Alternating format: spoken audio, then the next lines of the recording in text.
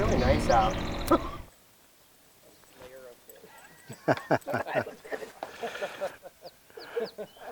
Well, we get cutthroat of all sizes down here. The life cycle of the sea run cutthroat is real similar to that of salmon or steelhead. They're born in fresh water where parents spawn. They spend some amount of time, 1 to several years, rearing in fresh water, and then at some point something triggers them to migrate to the ocean, and so they smolt just like a salmon or steelhead. They leave the river systems and go down the estuary and the ocean, but the difference is they only stay in the ocean a few months.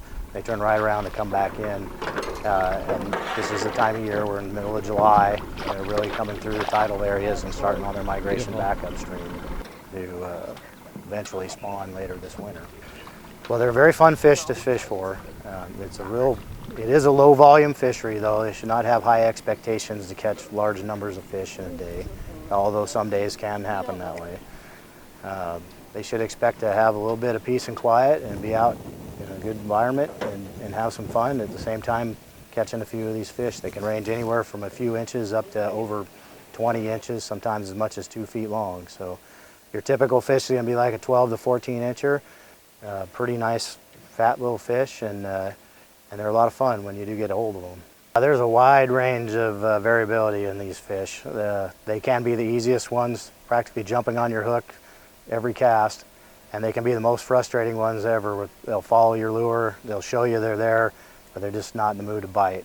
And not sure what triggers them to start biting, but I've seen it go from 0 to 60 in a matter of minutes, where they're disinterested to very interested and easy to catch. So the average lifespan of these fish is going to be around 5 years. They've been known to live as long as 10 or 11 years.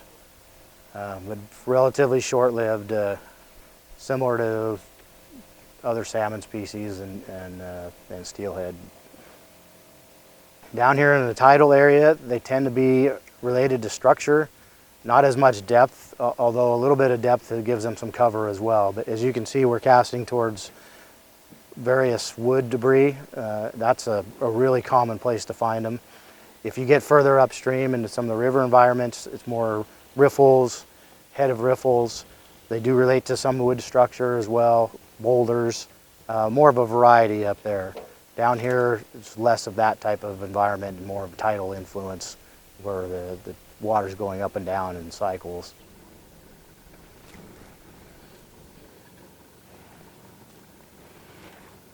You can see we have some of these smaller cutthroat through the river here. These are fish that haven't smolted and gone to the ocean yet.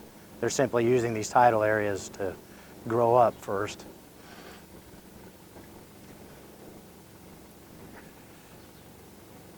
We primarily catch and release these fish, even though there is a 2-fish limit on them. We typically like to leave the fish in the water, real close to the water, and handle it at least as amount as possible. Take the hook out. Usually with the spinners, the lures, they're hooked right in the jaw, so it's relatively easy to get the hook out. And that way we minimize the handling of them, give them their best chance of survival. 12 to 14 inches is a nice trout. They're really flat, plump. They give you a fun fight, jump a lot. But I think a lot of it for me is the solitude. This is a low participation fishery generally. Even when there's a few boats out, there's lots of space to spread out. It's in between runs of spring chinook, fall chinook, so kind of fills in that gap there. But really the peace and quiet out here is what I enjoy a lot.